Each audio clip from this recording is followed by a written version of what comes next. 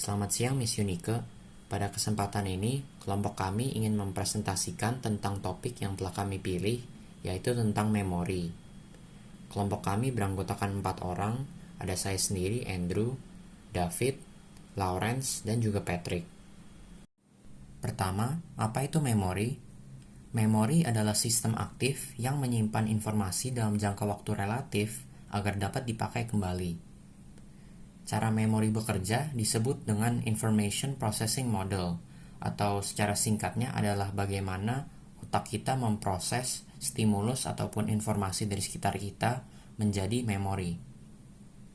Kemampuan untuk menyimpan memori dalam sekian waktu memerlukan 3 proses, yaitu encoding, storage, dan retrieval. Encoding merupakan proses di mana otak menciptakan suatu representasi mental akan suatu informasi supaya dapat disimpan ke dalam otak sebagai memori. Proses storage adalah proses di mana informasi yang sudah di-encode bisa disimpan ke dalam gudang mental yang sifatnya itu permanen. Selanjutnya adalah retrieval. Retrieval adalah proses terakhir di mana informasi yang sudah masuk ke dalam gudang penyimpanan mental akan diambil ulang.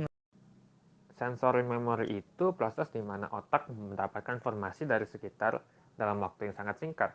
Sensory memory yang nggak diberi selective attention atau perhatian yang lebih itu akan dilupakan. Sedangkan memori yang diberikan selective attention itu akan menjadi short term memory yang akan dijelaskan oleh teman saya.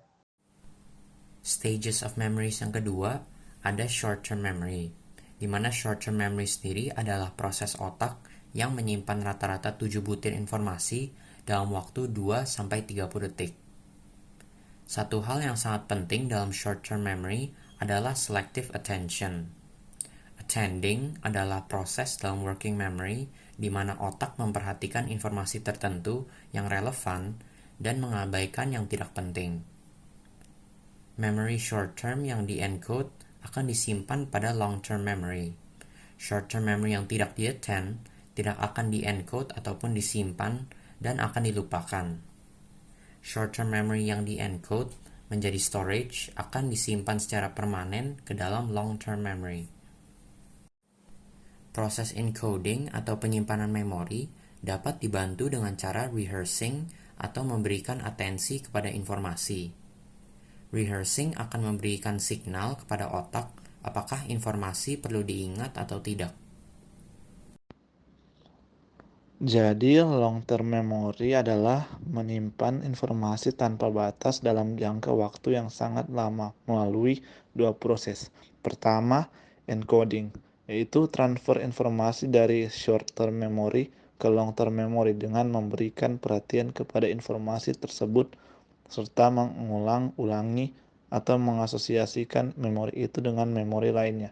Kedua, retrieving, memori yang sudah di-encode disimpan dapat diambil kembali kepada short-term memory untuk dipakai. Kalau long-term memory adalah jenis-jenis ingatan yang masuk ke long-term memory yang terbagi menjadi 2 bagian. Bagian pertama adalah explicit atau conscious yang terbagi menjadi 2, yaitu pertama episodic memory yang merupakan memori pengalaman atau peristiwa tertentu. Contohnya, hari kelulusan atau kecelakaan. Lalu kedua adalah semantic memory, yang merupakan memori yang menyimpan fakta penting atau konsep. Contoh, memori akan langsung mengingat kalau api itu panas saat kita mencoba mendekatinya. Contoh lainnya adalah memori akan mengingat bahwa matahari itu cerah dan silau kalau dilihat langsung. Bagian kedua adalah procedural memory, yaitu memori yang menyimpan skill atau hasil latihan. Contohnya, memori akan langsung mengingat tiap hal yang harus dilakukan saat berusaha mengendarai mobil. Contoh lainnya adalah semakin sering kita menulis, tulisan kita semakin improve. Sekian dari kelompok kami, terima kasih.